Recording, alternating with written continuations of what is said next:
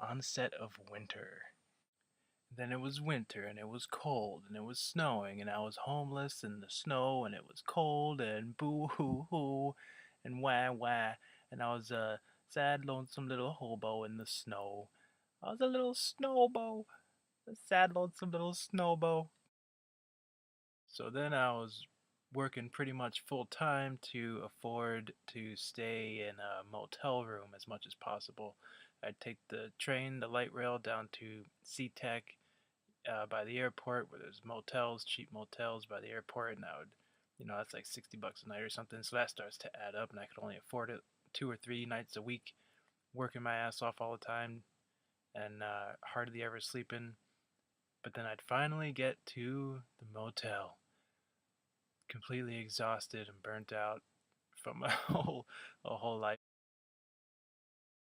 and I would just live in this motel room.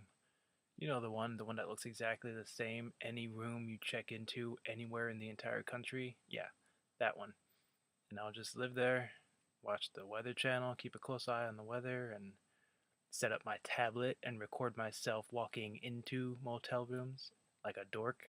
Oh, hey, who left this here? Oh, I guess it comes with the room, complimentary. I guess that's what they meant by free Wi-Fi. I walk in and there's a tablet sitting there. It's free. Then I'd order pizza and get in bed under the blankets, and you have no idea how satisfied a human being can feel after sleeping on the snowy winter streets for a week and getting to a warm motel room in bed with a pizza, an actual bed, cuddling up with a pizza and an orange soda, falling asleep with the munchies. I wasn't eating very healthy back then, but God, did it feel good.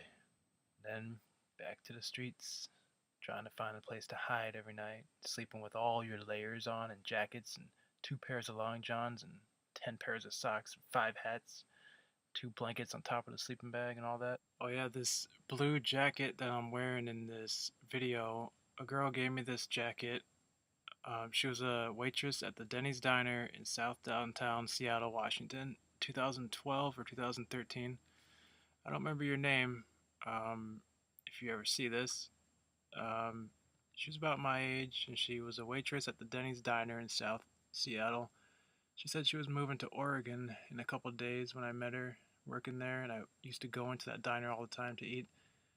And she said some guy left this jacket in her car and she didn't need it, and she wanted to help me out, so she gave me this jacket, and it was warm and kept me warm all winter long, and it really helped me out a lot, and appreciate that. And I remember every little thing people do to help me along the way.